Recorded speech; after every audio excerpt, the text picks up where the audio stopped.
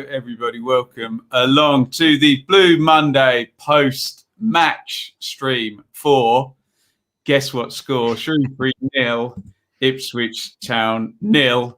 That intro music's very dramatic, isn't it, Seb? But this wasn't the worst 0-0 draw we've seen in the last 10 games, was it? Good evening, Seb, by the way. No, having been on here and sat through, was it Charlton 0-0 with no shots on target and Rochdale with no shots on target? Tonight was a plethora of shots and stuff. So no, it wasn't one of the worst ones we've seen, let's be honest. But when you messaged me, was it end of last week, saying fancy the Tuesday pod? And I did say that's a guaranteed 0-0 if I'm on it. And sure as anything that comes to fruition. But no, it wasn't the worst one we've seen in the last few weeks.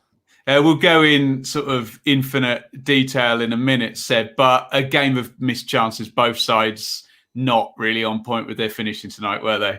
No, exactly right. I mean, we had the two long ranges, didn't we? From Parrott, the one Norwood blazed over, that sitter where their guy clips the top of the bar as it goes over. It was just a dead rubber, wasn't it? To be honest, a completely pointless game at the end of the season. Two sides not really going at it, hell for leather, and 0-0 was probably the right result. I think they had the better openings. I think we shaded it, especially start of the second half, but they had the better opening. So a draw is probably the fair result, and thankfully only one more to go on Sunday. Before we go any further, let's just say thank you to Bits, $4.99 on the super chat there. Thanks for all my therapy and dedication you have given in one of the worst seasons I can remember in all my 40 years of following Town onwards. Thank you very much. Bits, of course, you can support via Super Chat any point during the show. And we would invite you to get your comments in. We normally, Seb, well, when I'm hosting, we do a score out of 10. Give the Ipswich performance a score out of 10 if you are watching in the chat. From this one tonight, give us a score out of 10. Please hit the subscribe button. If you're watching on YouTube, hit the like button. We're on Twitter and Facebook at the moment. And if you see me looking over there every now and then, there's a very, very big championship game going with 5 minutes to go. So I promise in about 5 minutes time, I won't look over there. There you go. Still 0-0. Get your scores out of 10 for Ipswich in that one. I thought we were going to get a bit higher than that. 4-3. Steve Cottrell yelling down the I follow coverage. George with a 5. I wouldn't go as low as a 4 or a 3, Seb. No, I was thinking sort of 5 to 6. We did create some stuff. Start of the second half, we did okay, I thought, for the first 10, 15 minutes after half time. So 3s and 4s seemed to me a little bit low. It wasn't as bad as some of the ones we've seen recently. So I'm going to go for a 6. We attacked with intent at times, not overly well at times. But I'll go for a 6. And compared to what we've seen recently, that seems like a decent score. Oh, how the bar has been lowered. Yeah. So Seb already mentioned this. We'll just quickly flash up the league table there. Another game still going tonight. Charlton are leading against Lincoln. Look at what you could have won there. Charlton still with a chance of getting in the playoffs, going in to round 46. Obviously, we sitting there in 9th place, going for the 9th place cup, trying not to finish lower than 11th like last season. Shrewsbury safe and clear, 10 points clear of the relegation. So Rotherham are in. Oh God, no, they didn't score. There we go. So I've got to stop this. This is an Ipswich Town stream. I'm on Ipswich Town duty there, but Freddie Ladapo nearly getting on the end of the cross there. Right, here was your Town team for tonight. Cornell in goal, Vincent Young, Wolfenden, McGuinness, Kenlock, Downs, Dazelle, Dobra, Parrott comes in for Bishop, Edwards, and Norwood. First of all, what do you think, Seb, and what do you think Paul Cook's thinking was with that lineup? Well, no great shock, if he finally won a game at the weekend. I didn't watch at the weekend, which was why they won and scored goals and stuff. But having won a game at the weekend, there were never going to be too many changes. Parrott coming in for Bishop. I guess we saw that nice link-up play. Was it towards the end of Lambert's era or early Cook's era where Parrott would drop slightly deep and they seemed to be building an understanding between him and Norwood. So no real issues with him playing in there. And, the vast majority of the team these days kind of picks itself. What I did think was weird, that I guess we'll come on to, was the complete lack of subs. That seemed absolutely bizarre. But I guess He'd people have. obviously decided he was not going to do any, hadn't he? Yeah. But I don't know why exactly he would do that. But it was only, and we'll talk about Kane Vincent Young at the end as you were resetting your router, Seb. That was the only sub. I mean, what reason is that? Was it that perhaps he's told the players, look, you're all on for 90 minutes. Impress me. There's going to be no subs. I don't know. I'm clutching. What do you think the thinking was? Maybe. I mean, obviously, there's nothing riding on the game, so he can just say to people, you've got 90 minutes to try and impress me. He has said, hasn't he? Decisions have been made, and nobody's going to change my mind. Or maybe he's just got a complete lack of faith with what's on the bench in terms of quality. I guess maybe Bishop aside, is there anybody on the bench you would look to and honestly, hand on heart, say they can change a game for me? I just thought it was weird as players noticeably started to drop in the second half that he didn't look to do anything. But I guess that shows what he thinks of our squad and what he thinks of how things are going to be moving forward.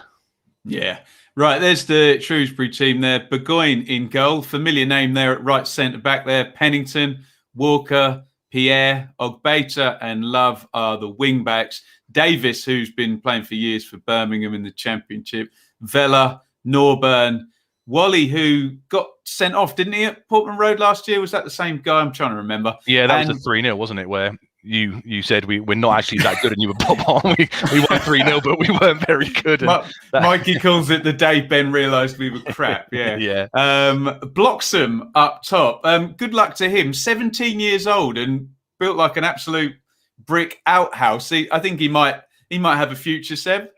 Yeah, certainly. He's massive, isn't he? He's a bit like when Connor Wickham was sort of, 16, right. 17, an absolute, just a physical specimen. So, no, fair play. He did okay. And yeah, given his size and his attributes at this level, certainly I think he'll have a decent future in the game.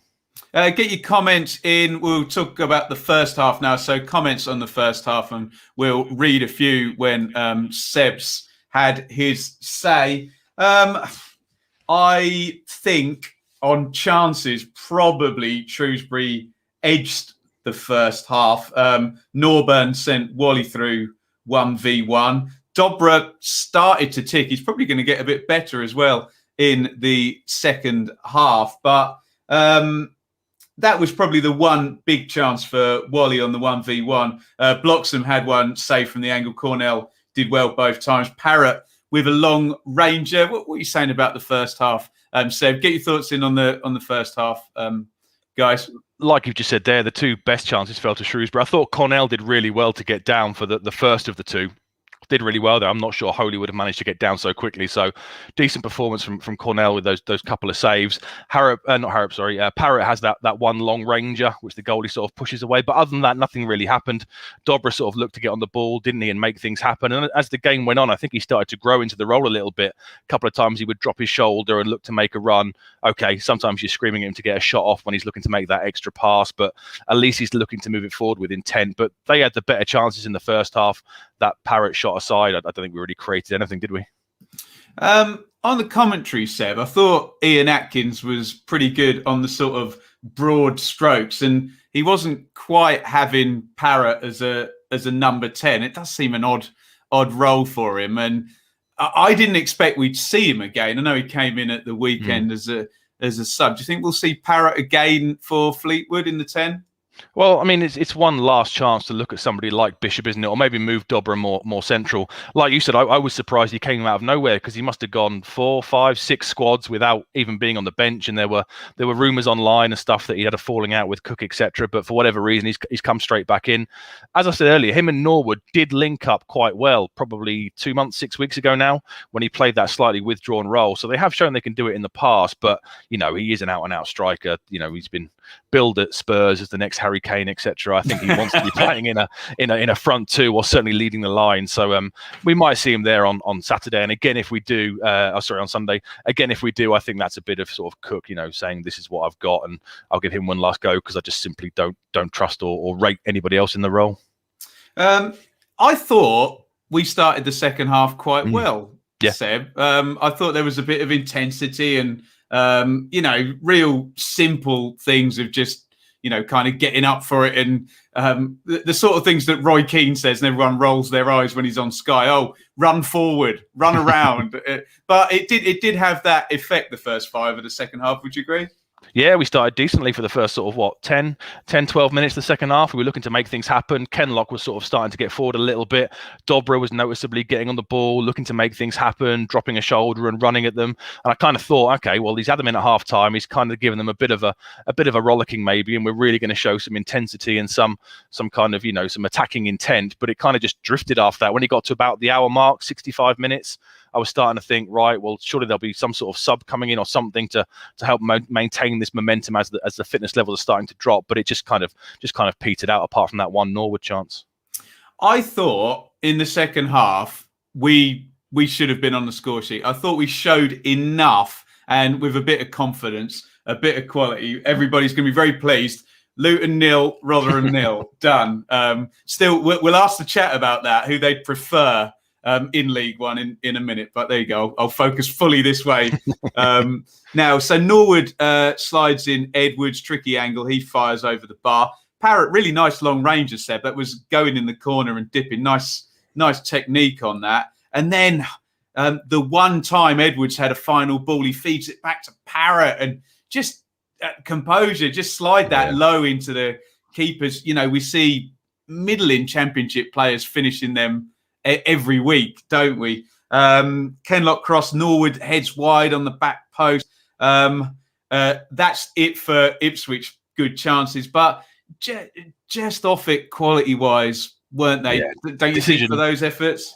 Yeah, decision making and quality are the two things that kept coming up time and time, wasn't it? Again, so many times we were moving forward and, you're shouting, get a shot off, have a go. And we just look to make that extra pass, or we cut back and look to go backwards, and it can get so frustrating. Maybe it's a confidence thing, or more than likely it's just a lack of quality thing. I thought the Norwood chance where he blazed over, that was the one where I thought that's who you'd want it to fall to in the 6-yard box or just outside it. You're one man that you want there to hit it. And once he blazed over, I kind of figured we ain't going to score tonight. No, composure not there. And I've got to say, Shrewsbury really should score on 79. And I saw Dave Edwards come on and I thought, oh, this is a proper Mick McCarthy player from years ago, when in that Wolves team where they all had bleached blonde hair, Phil Neville blonde tips at one point.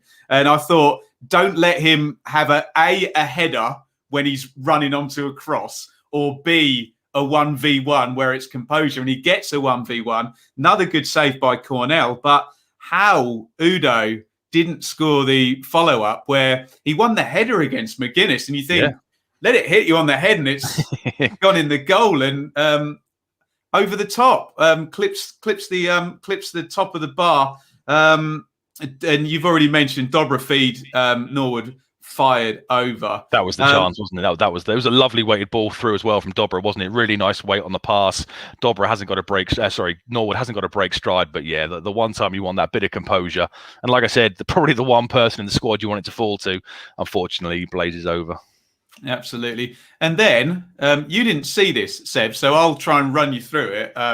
We kind of have a thing just to peel back the curtain here, where we've got to get onto the stream as soon as the game finishes. And Seb, being the ultra pro he is resetting his router, so there's no internet trouble. God, I've just used the words internet trouble in the middle of a stream. And Kane Vincent Young, I'm not going to pretend to be a doctor, but he's kind of driving forward down the right-hand side.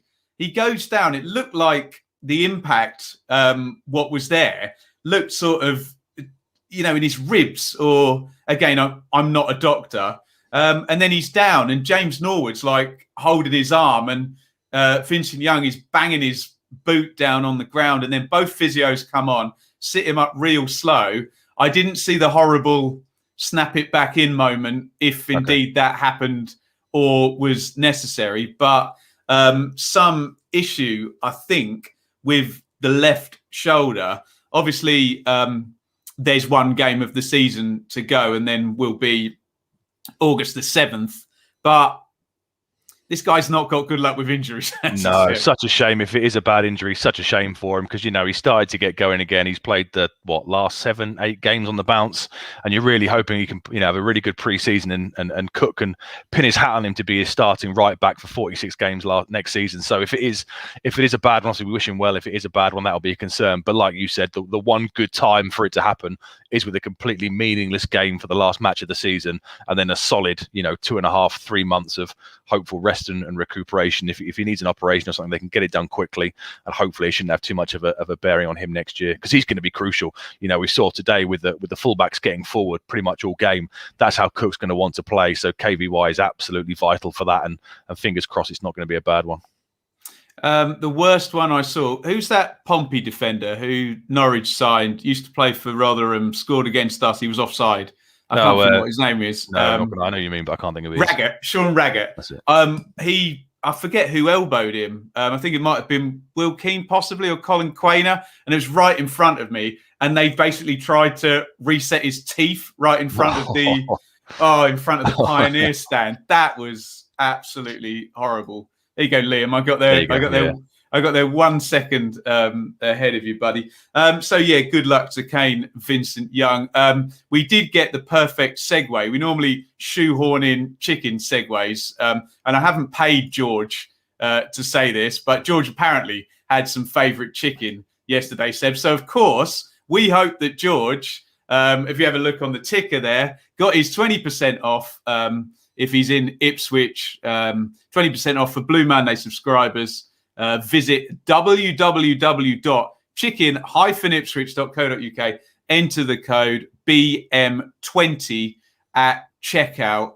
Favorite chicken delivery only. Partnering up with us. Buck. Can't believe I did that.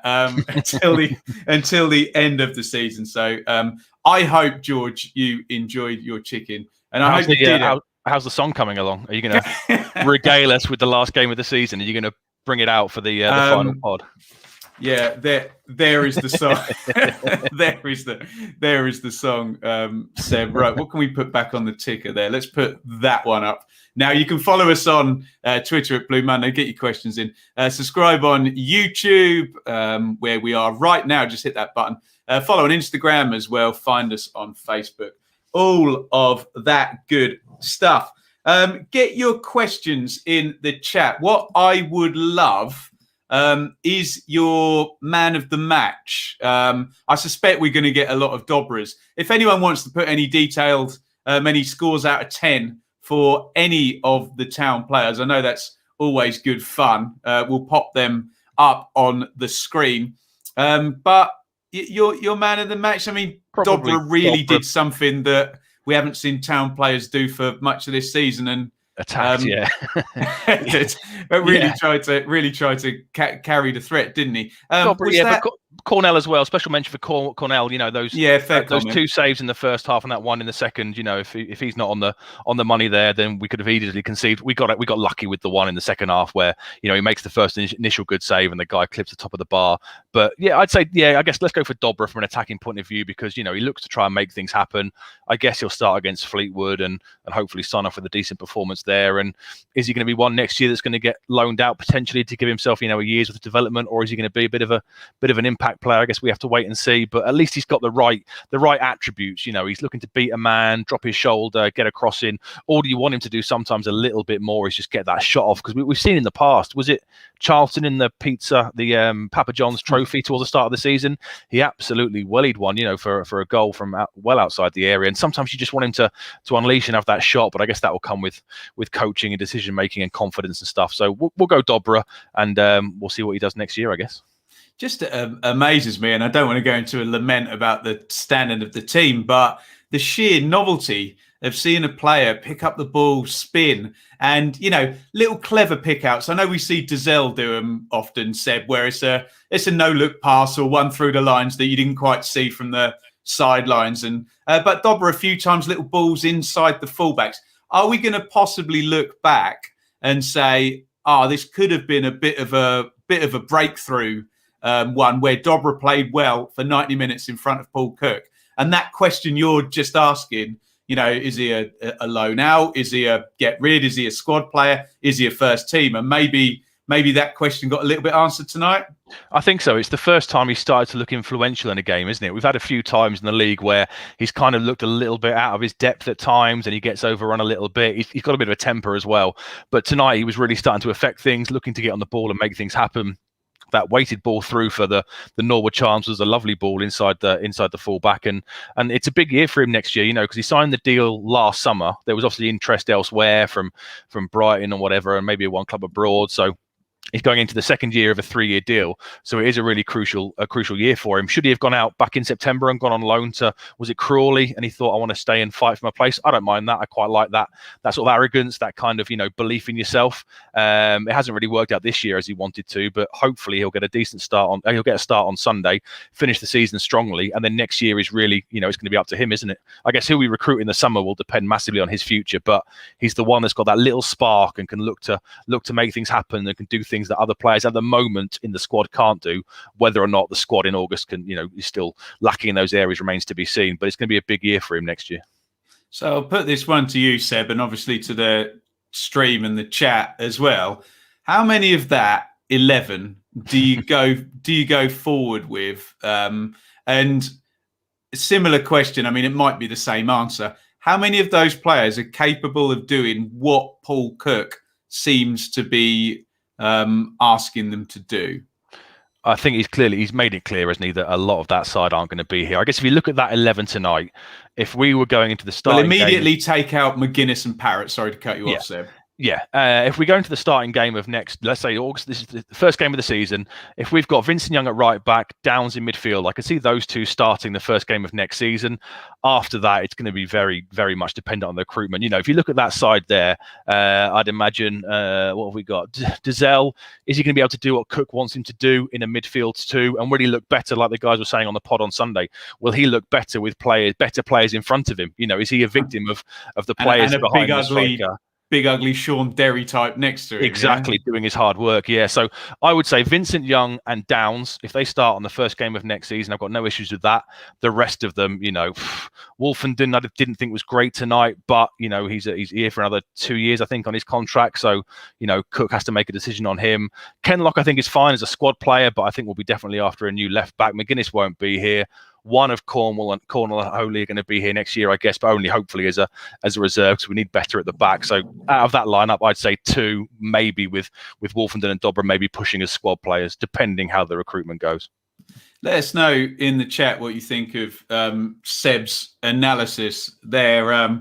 Which of these players, I know we've kind of done this a couple of times, but it gets a bit clearer with every passing week, as in who's being selected and who seems to be, capable of what seems to be being asked. I probably said seems to be about 5 times too many there. Max, Vincent Young, Downs, Dobra, Edwards, interesting. Edwards is surprising. Yeah, I was disappointed with him tonight. I don't think he's been great for the last few weeks. So if he were to be one that was released, there's no option on his contract, is there? So if he's one that's released, I'll be honest, I don't see that as a great loss. No. Cool. Let's have a quick look at the table. I assume the Charlton game has finished now. So maximum upside is 69. So Ipswich with the Charlton victory can go no higher than 9th position. Obviously could be caught by any number. There is danger there looking at that. And with the dreadful goal difference as well, which is actually 9th place with a minus goal difference. You figure that out. There you go. But yeah, there is actually danger in that final game of dropping places if they were, for example, to have another 0-0. Anyone down to Accrington, although Accrington have a negative goal difference, don't they? But even Doncaster with a win would go to a superior goal difference. We could see Steve Evans finish above us again for the second year in a row at Gillingham. Stop it. And that really shows where we are, let's be honest. But again, that's so frustrating. I mean, you look, Portsmouth are in 6th on, is it 72 points? Yeah. So the maximum that 6th place is likely to get is going to be 75 points this year. It was there for the taking, wasn't it? It's so frustrating. If you look back, 8 weeks ago, it was just there. All we had to do was be reasonably competent and reasonably consistent, and it really was there. But, there we go. We've spent more than enough time, I guess, on these shows and on Twitter and stuff saying about what could have been. Do let us know what your questions are and your comments. We can kind of hand it off a little bit to you guys in the chat. One from me, and this is to Seb and obviously to the chat. So Luton have drawn with Rotherham, which means, look, Wycombe are basically down, barring 14-0 wins and whatnot at the weekend. They can mathematically stay up. So we'll be getting Wycombe back. And then there's obviously two very big clubs, at least one of which will be going down with Sheffield Wednesday and Derby. Rotherham, I think, have to go to Cardiff. Would you almost prefer the potential train wreck of someone like Sheffield Wednesday or Derby than Rotherham, who'll just keep Paul Warne and probably finish in the top Win four the league again? Yeah, I mean, Rotherham are schooled at this level, aren't they? They'll know exactly what they need to do. I think, a financial mess that is Sheffield Wednesday or Derby with a huge turnover of players and uncertainty in the management is a much better option for the league. But then, to be fair, I think I said that about Hull this time last year when they got relegated, and we kind of thought they might slip away, and they've just walked the league. So it's never an exact science, but given the choice right now, I think I would prefer Wycombe, Derby and Sheffield Wednesday, because I think Rotherham, if they come down, will just, we've been here before, we'll regroup, and like you said, they'll finish, upper echelons of the playoffs. Absolutely. Yeah, Richard has just tweeted, Richard of our own parish, I'm on Naked. I'd forgotten about that. Great text me.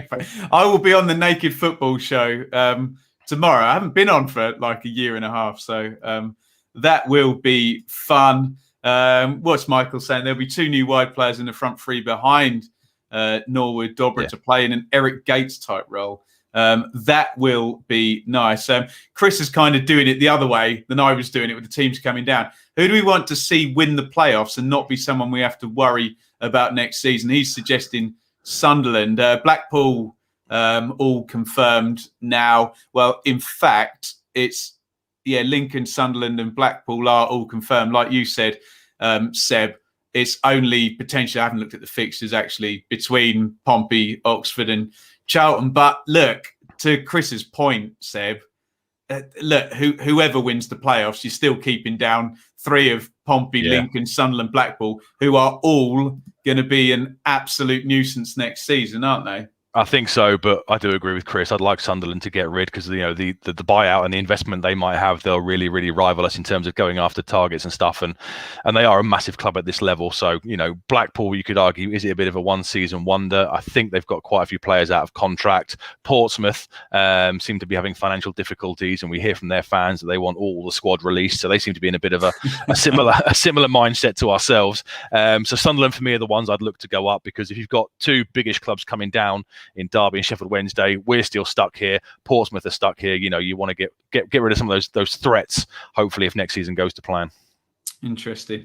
Should we go player of the year? And let's get your real suggestions in here. I don't want protest suggestions, but anyone in the chat, and test your brain, because this is a difficult conundrum, isn't it?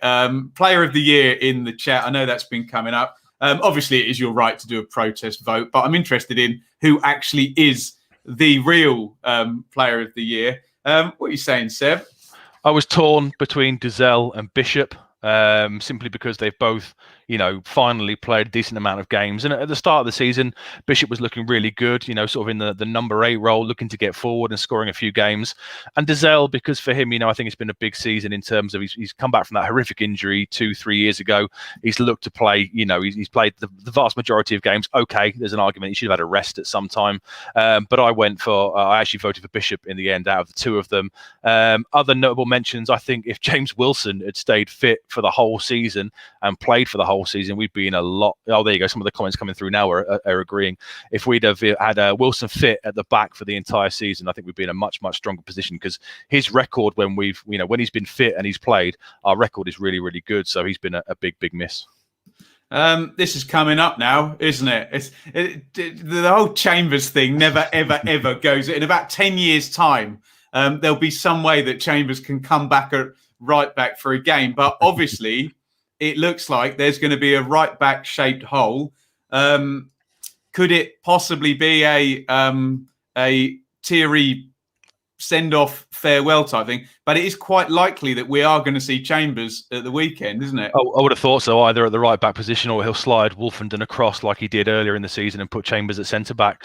He deserves, if he's going to be released, then he deserves at least, one last game. It's a shame Portman Road won't be full, obviously, to give him a decent send off because, whatever people's views are on him, and I understand he's been captain of the worst era of our time, but personally, none of that for me is his fault. He's not made the decisions to cut back costs and poor recruitment. For me, he deserves a decent send off, and if he's going to finally play his last game for us on Sunday, then it would be lovely for him to get one last run out and get the appreciation that I think he deserves. Because I honestly think we'll miss him a little bit. I do understand people's views and say you've got to have a brand new era, you've got to start afresh, rip the plaster off, etc. But I just think the stuff he does with the youth players, the stuff that we don't get to see necessarily on a day-to-day basis, I think will start to be missed when he moves on. I think we're just about to trigger Anir in the chat, but we might get some whining Bristol City fans again. I seem to be hearing from a lot of whining Bristol City fans at the moment, Seb.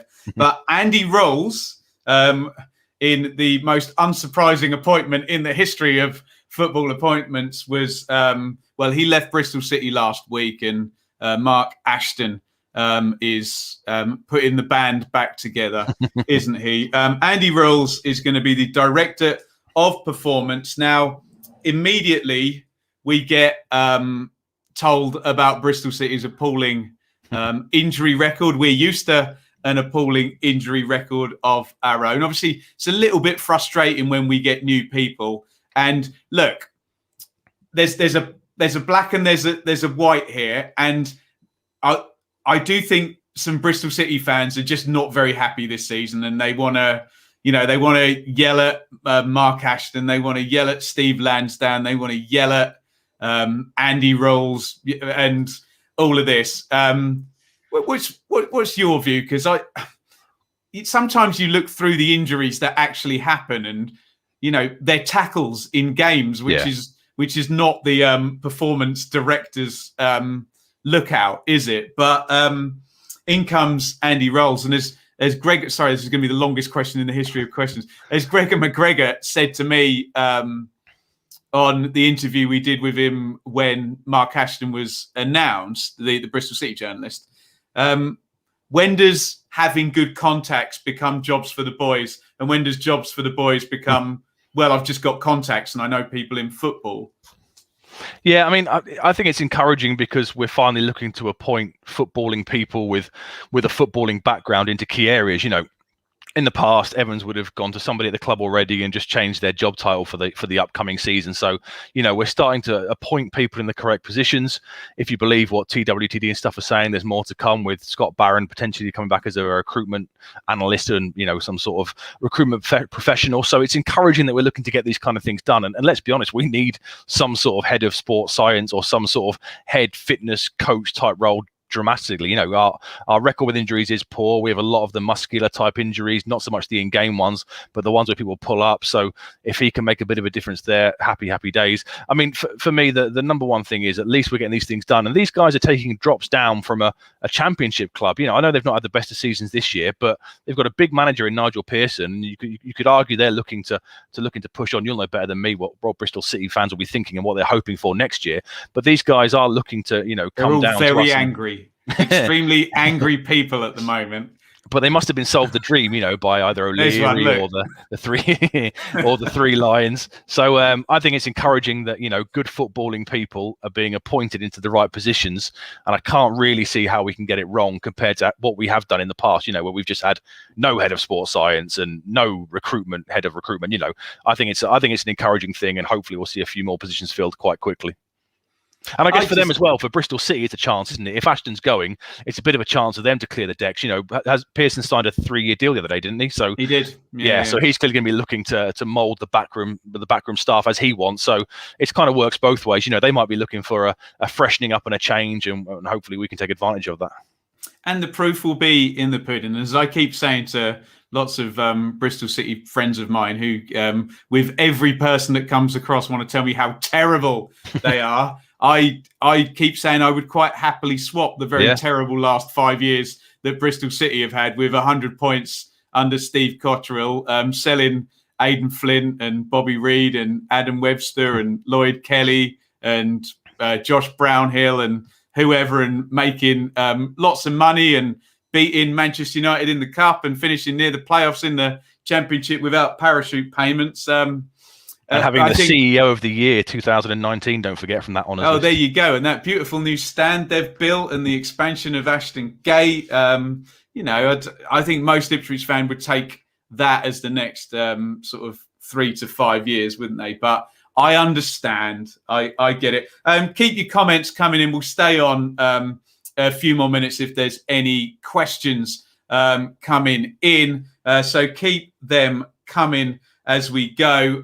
Season's winding down now. Seb, Fleetwood, one more game to go. Thank you, everybody, for sticking with us. Obviously, it's been the first season of the sort of live YouTube stream. So we really, really appreciate it, even though feels like, well, look, the last couple of times I've been on here, we've lost 3-0 on a Tuesday night, not drawn 0-0. So, yeah, there we go. Keep your questions coming in. Again, follow on Twitter.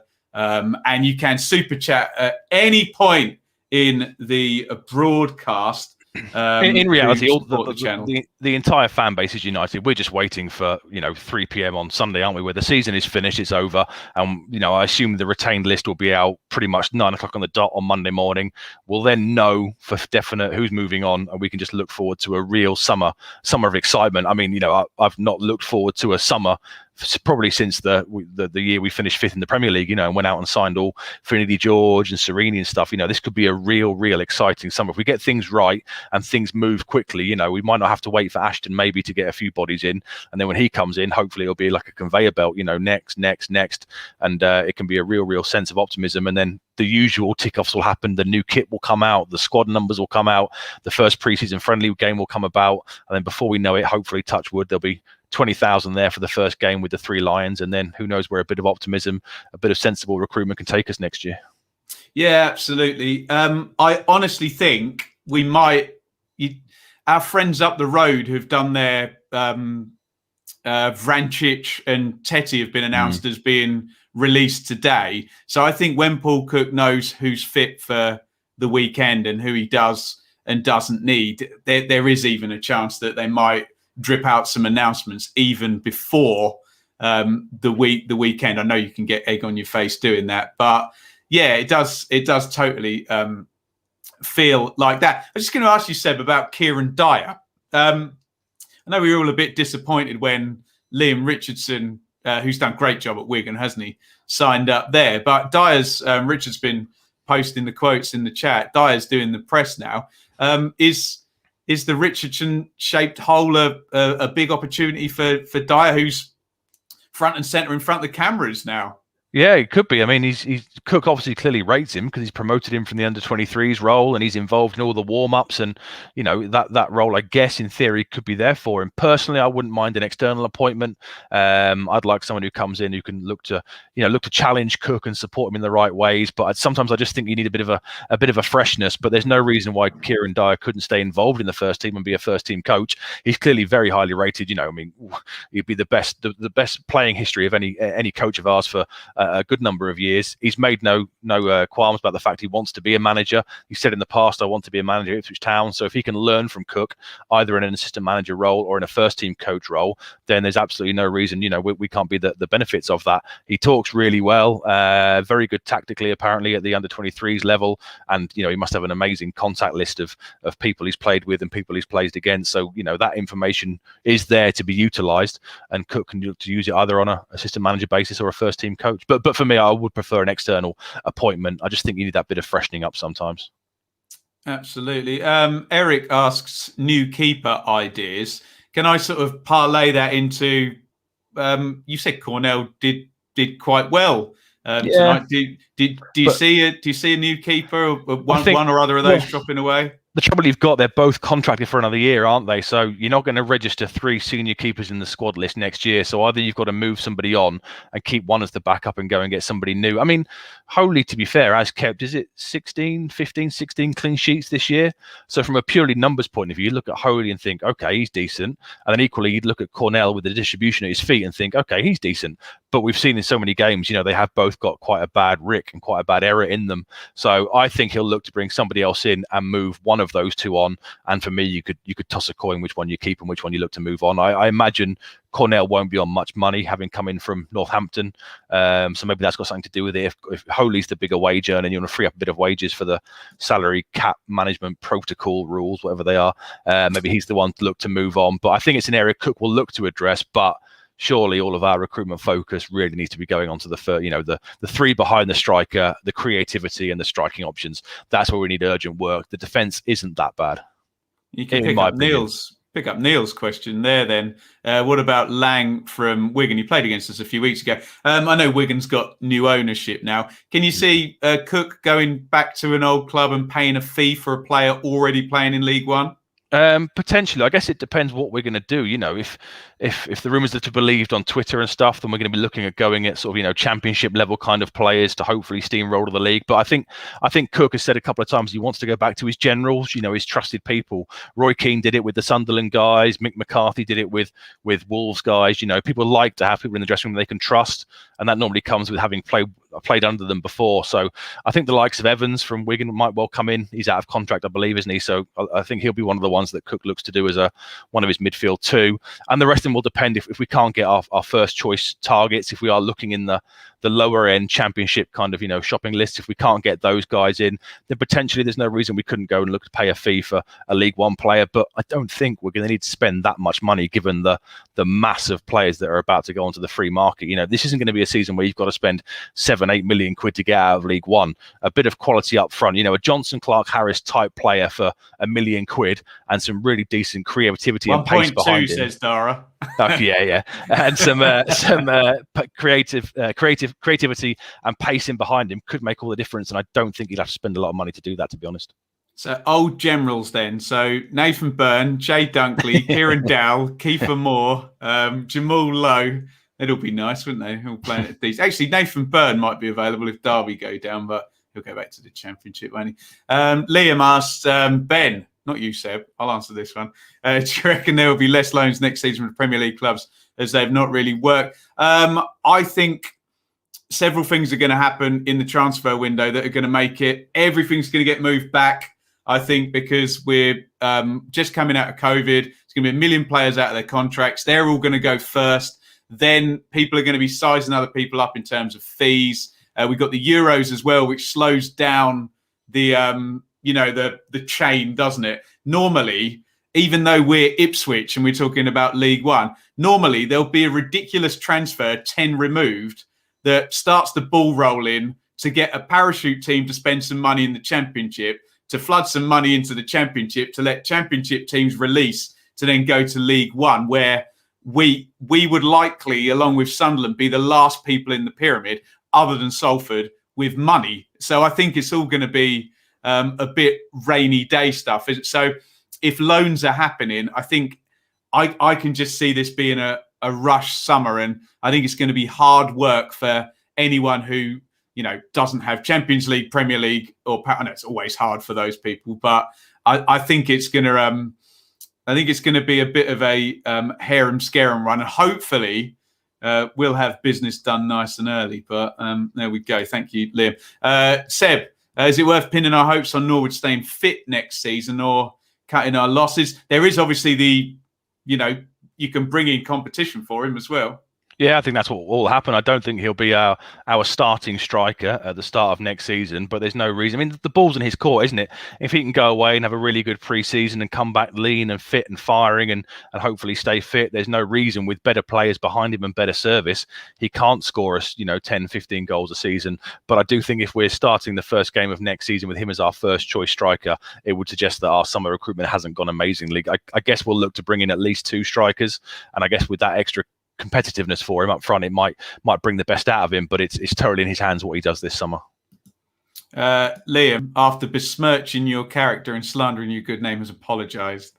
There we go for Derek, because you don't have to apologise, Liam. It's me being a S-house. And there you go. This one directed to you then, Seb. Any likelihood of Cook going back for Grigg or Garner? Would you leave sunny Cyprus for League One? I'm not sure I would. Let's be honest. If you sat on a lovely beach in 25, 30 degree weather for Accrington away on a Tuesday night, I'm not sure I'd do that if I was Joey Garner. And don't forget, he got very homesick here last time. So he either loves Wigan area or Cyprus. He's not one for Suffolk. Not one for Suffolk. Get your last comments in and we will wrap up here now. It was Shrewsbury 0, Ipswich 0. Please hit like on the video. Subscribe on YouTube if you have not already. Any last questions coming in for Seb? Get them in real quick. Another quick plug there. 20% off favourite chicken for Blue Monday subscribers. If you're in the Ipswich area, takeaway only. They'll deliver it to you, of course. www.chicken-ipswich.co.uk. Enter discount code BM20 at the checkout. If anyone watches that back, I was literally, that was like Indiana Jones pulling his hat from under the thing in the Temple of Doom or whatever it was, trying to chase that blooming ticker. I spend most of my life looking at one of these tickers at the moment. Any final thoughts on this one tonight, Seb? By the way, guys, if you want shout outs, let us know now and we'll give you a shout out in the final little segment of the show. Any final thoughts on tonight, Seb? No, it was what it is. It's a dead rubber game, completely pointless. I've got a feeling that Fleetwood, I guess, get you in the comments what your predictions for Sunday for Fleetwood. I'm guessing that might be a similar kind of vein. And we're all just counting down, aren't we, to the season's over. It's been done now for the last 4 or 5 games. We are all counting down until the real excitement starts following the end of the Fleetwood game. Tonight was what it was. It was dead rubber. 2 teams that, lacked quality in key areas, especially up front. We look better than recent weeks, but still lacking that creativity and lacking that attacking intent. And hopefully they'll be top of the list for the things to fix in the summer. Over to you, Mr. Cook. Brilliant stuff. All right, thank you, Seb. Where can people find you on Twitter? At BrownS08.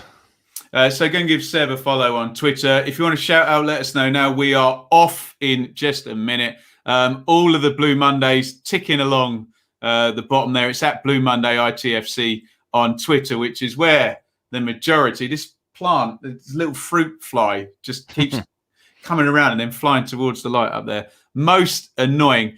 YouTube, of course, this season is more important to subscribe to YouTube than ever with the live streams on here. We're on Instagram and on Facebook. Again, let us know if you want a shout out. There's Charlie predicting a 1-1 draw at Fleetwood. I can see that being a draw. Yeah, I can see that petering out to a draw. Shout out for fans all around the world, of course. Bye from Brisbane, whatever time it is there. Michael, I hope it's not 4 a.m. or something. HCH, I always butcher this one, 9990. Chambo to score from the spot. There we go. And yeah, he's right. Hit like on the vid. I'm not doing my plugging properly. Would I like a completely injury? Yes, please. In League One, Jamie Patterson. I think he may be plying his trade a bit higher up than that. But yeah. He'd be a lovely signing, wouldn't he? Thank you, Chris Rand, Charlie D, Liam, Anir, the cantankerous Bristol City fan there. Neil says 2-0 Chambers with one of the goals. Bits again, thank you for the super chat. Thank you, Eric Clacton, not Eric Clapton, who has been wonderful tonight, but Eric Clacton. It's always wonderful in Clacton. When I start doing these links that it's time to hang up the screen. Chambo's fist pump. John Uffy. Robert, me from Hopton in Norfolk. How dare you slander my good name? There we go. Well, a great way to finish. It was Shrewsbury 0, Shrewsbury. Remember Paul Hurst confirming what he thought that was in the first.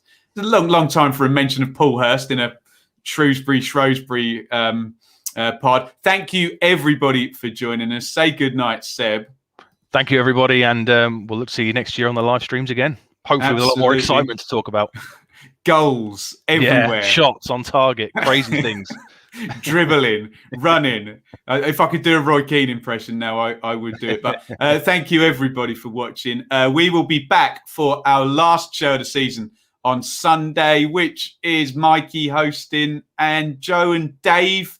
I think so. Goodbye from me for the season. We'll be doing our season reviews. Of course, if you want to see more of me, I'm on YouTube 17 hours a day talking about the championship. I've got this playoff schedule thing up there, Seb, which just basically says no sleep for about the next 3 weeks as well. So Benjamin Bloom Football Channel there. And I will be talking Ipswich Town on the Naked Football Show tomorrow. So very much looking forward to that. Right. Thank you, everybody, for watching. Hit like before you go, and we will see you very soon. Thanks for watching or listening to the Blue Monday podcast. And thanks to those of you who have kindly supported the channel via Acast or YouTube donations. You can follow us at the usual places on social media, and don't forget to subscribe so that you get our new shows first.